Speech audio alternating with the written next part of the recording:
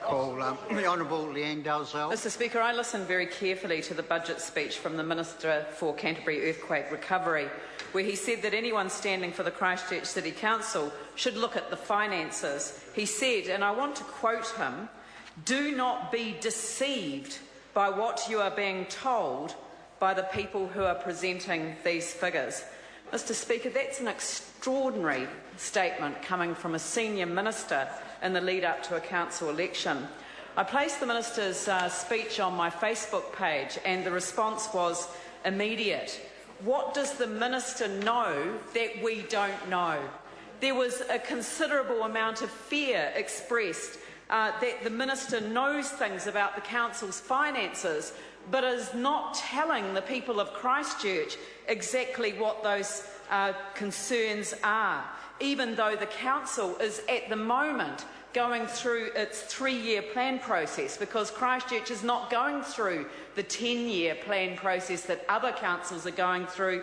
They've had their planning process reduced to 3 years, but more significantly, the government has decided not to make the City Council subject to the usual Auditor-General oversight. So the Minister on one hand says that we should be concerned about Christchurch City Council's finances and to look at them very carefully and not to be deceived by those presenting the figures, and he is referring to the Mayor and the Chief Executive who have signed the 3-year plan. He cannot be referring to anyone else because it is their signatures that actually appear on that document. And yet the government has decided in its wisdom not to make them subject to usual Auditor-General oversight. The Labour opposition asked that that Auditor-General oversight be included in the order in Council when we were asked to comment on it, but we were not listened to. Mr Speaker, so why did the government allow this process to proceed with no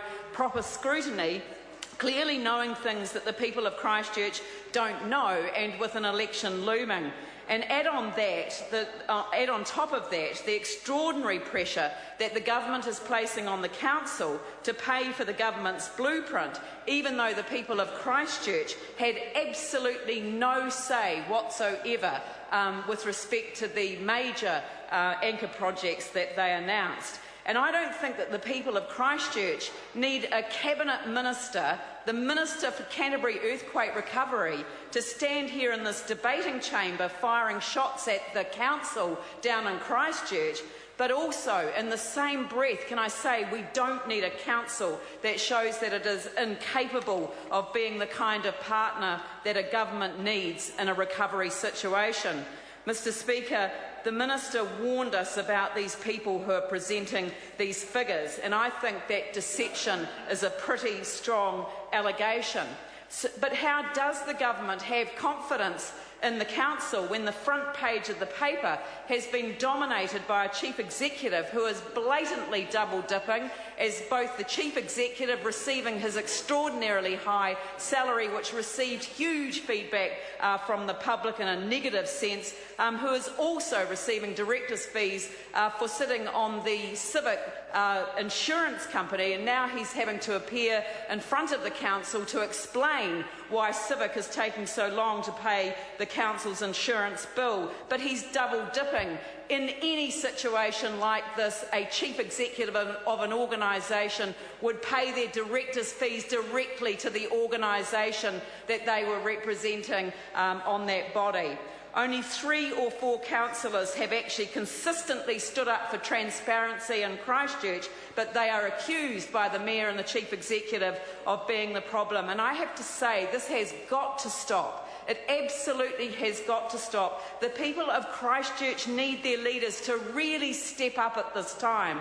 We are going into our third winter, and people are still living in unacceptable situations that we would not ordinarily tolerate in a first world country, Mr Speaker. The pressure that is being brought to bear on ordinary Christchurch residents living in areas where the land is the most challenging is unbelievable, and they don't need to read about what can only be described as sheer greed in the paper, and then at the same time to hear that the minister is making these allegations in the Parliament without giving the substance to the people of Christchurch. And I think it's absolutely vital that the people of Christchurch are told the truth about what's going on at Christchurch City. The government's blueprint, Mr. Speaker, is part of the problem. It's a big part of the problem. The people think that they've been forgotten, put to one side while we talk about what buildings are going to be built in the centre of the city. We see a campaign bid for City First or Christchurch First, but really it should be the people first. And if the people are dealt with first, then surely the rest will follow. Mr. Speaker, in the last couple of weeks, the Prime Minister has said that big-ticket Christchurch recovery projects could be scaled back to help bridge the funding gap between local and central government. But whose funding gap is that? Who created the funding gap? The government manufactured the funding gap when it decided that it would completely rewrite the city's draft Central City Recovery Plan and then hand the bill to the people of Christchurch. That's what has happened in Christchurch. Mr. Speaker, John Key says major projects like the new convention centre and the roof sports stadium could be downsized to save money. But whose money would that save?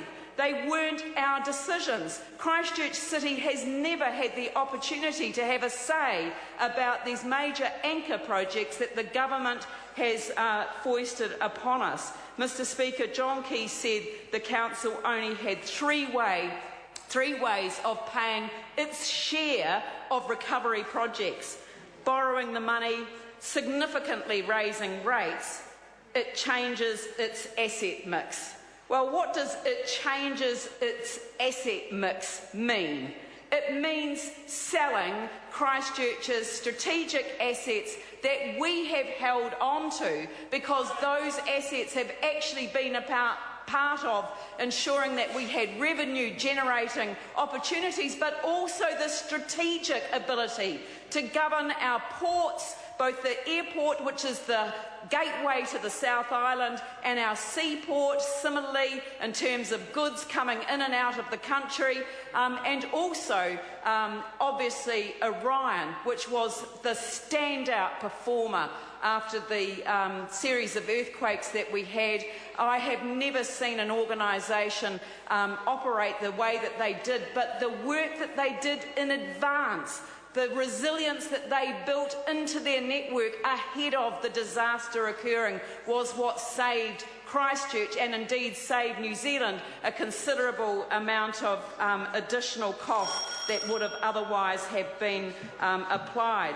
Mr. Speaker, so when the Prime Minister says it changes its asset mix, the Prime Minister says, people of Christchurch, you must sell your revenue generating strategic assets and fund loss-making facilities where the council can't even tell the people of Christchurch how much they're budgeted to lose, because the government hasn't even prepared a business case for any of these so-called anchor projects. Mr. Speaker, this is a national government, and there is no business case prepared for any of these assets. Mr. Speaker, how can the council pay its share when we don't know as a city what our share is? And why should we pay for any share that wasn't part of what we as a city determined was in our best interests? Mr. Speaker, John Key then said it was up to the council to ask if residents wanted the nice-to-haves in the city's rebuild. Mr. Speaker, what are these nice-to-haves? Because no one in Christchurch has been told that any of the anchor projects are negotiable. Mr. Speaker, many people feel that John Key has relegated the repair and rebuild of homes on the most challenging land in Christchurch as a nice-to-have. And we in Christchurch say it is not a nice-to-have, it is a need-to-have. And that need is very, very real. We need the government working alongside the council in partnership with the community. Take the community with us as we rebuild our city I am extremely optimistic for what we can achieve in Christchurch, but we need central government and local government and community all working together on the rebuild and repair of our city. The Honourable Anne Tolley. Mr Speaker, I move that this debate be now adjourned. The question is that the motion be agreed to. Those of that opinion will say aye. To the contrary, no. The ayes have it. This debate is adjourned and set down for resumption next sitting day. Call on Government Order of the Day number 2.